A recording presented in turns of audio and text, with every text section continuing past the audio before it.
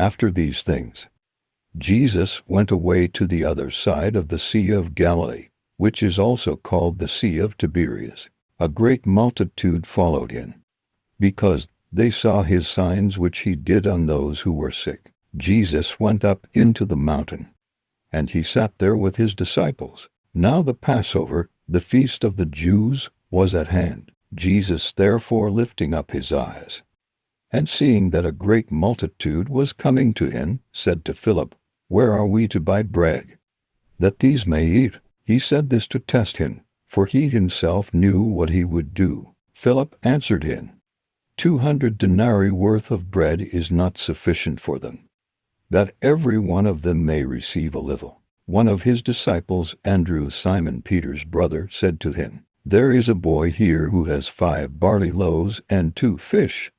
But what are these among so many? Jesus said, Have the people sit down.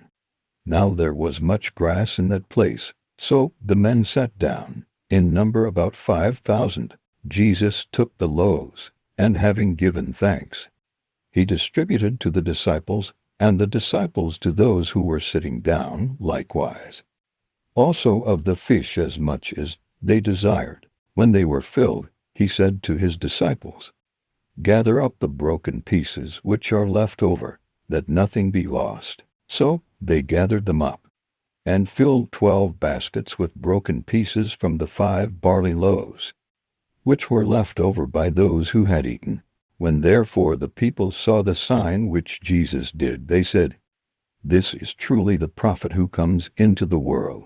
Jesus therefore, perceiving that they were about to come and take him by force to make him king, withdrew again to the mountain by himself. When evening came, his disciples went down to the sea. They entered into the boat, and were going over the sea to Capernaum. It was now dark, and Jesus had not come to them. The sea was tossed by a great wind blowing. When therefore they had rowed about 25 or 30 stadia, they saw Jesus walking on the sea and drawing near to the boat, and they were afraid.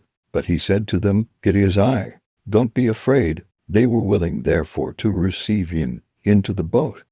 Immediately the boat was at the land where they were going. On the next day, the multitude that stood on the other side of the sea saw that there was no other boat there, except the one in which his disciples had embarked, and that Jesus hadn't entered with his disciples into the boat, but his disciples had gone away alone. However, boats from Tiberias came near to the place where they ate the bread after the Lord had given thanks. When the multitude therefore saw that Jesus wasn't there, nor his disciples, they themselves got into the boats, and came to Capernaum, seeking Jesus. When they found him on the other side of the sea, they asked him, Rabbi, when did you come here? Jesus answered them, Most certainly I tell you, you seek me, not because you saw signs, but because you ate of the loaves, and were filled. Don't work for the food which perishes, but for the food which remains to eternal life, which the Son of Man will give to you. For God the Father has sealed him. They said therefore to him, What must we do, that we may work the works of God? Jesus answered them, This is the work of God, that you believe in him whom he has sent. They said therefore to him, What then do you do for a sign, that we may see and believe you?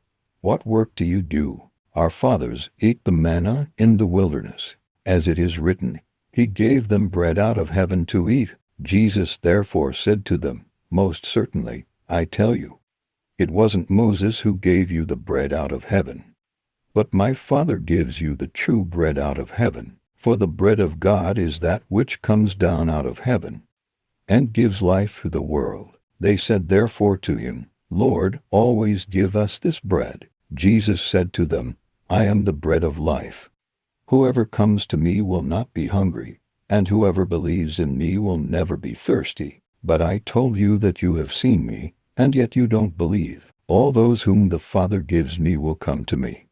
He who comes to me I will in no way throw out. For I have come down from heaven, not to do my own will, but the will of him who sent me. This is the will of my Father who sent me, that of all he has given to me I should lose nothing, but should raise him up at the last day. This is the will of the one who sent me, that everyone who sees the Son and believes in him should have eternal life, and I will raise him up at the last day. The Jews therefore murmured concerning him, because he said, I am the bread which came down out of heaven. They said, Isn't this Jesus, the son of Joseph, whose father and mother we know? How then does he say, I have come down out of heaven? Therefore Jesus answered them, Don't murmur among yourselves.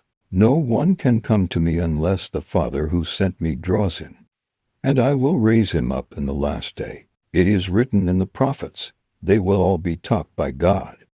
Therefore everyone who hears from the Father and has learned comes to me. Not that anyone has seen the Father, except he who is from God. He has seen the Father. Most certainly, I tell you, he who believes in me has eternal life. I am the bread of life. Your fathers ate the manna in the wilderness, and they died. This is the bread which comes down out of heaven, that anyone may eat of it and not die. I am the living bread which came down out of heaven.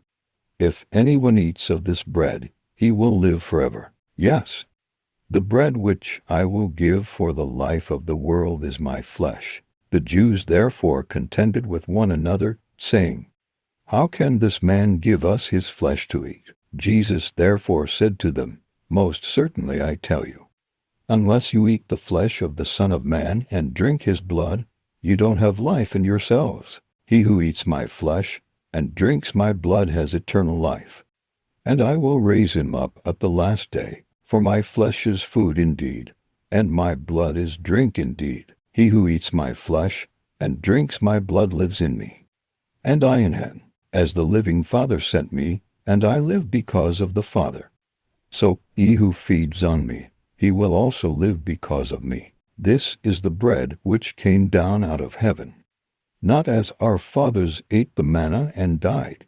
He who eats this bread will live forever. He said these things in the synagogue, as he taught in Capernaum. Therefore many of his disciples, when they heard this, said, This is a hard saying, who can listen to it? But Jesus, knowing in himself that his disciples murmured at this, said to them, Does this cause you to stumble? Then what if you would see the Son of Man ascending to where he was before? It is the Spirit who gives life. The flesh profits nothing.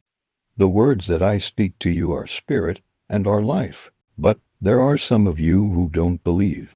For Jesus knew from the beginning who they were who didn't believe, and who it was who would betray him. He said, For this cause I have said to you that no one can come to me, unless it is given to him by my Father. At this, many of his disciples went back, and walked no more with him. Jesus said therefore to the 12, You don't also want to go away, do you? Simon Peter answered him, Lord, to whom would we go? You have the words of eternal life. We have come to believe and know that you are the Christ, the Son of the living God. Jesus answered them, Didn't I choose you, the 12? And one of you is a devil. Now he spoke of Judas, the son of Simon Iscariot, for it was he who would betray him, being one of the 12. Thank you for watching. Please like, subscribe, hit the bell and share.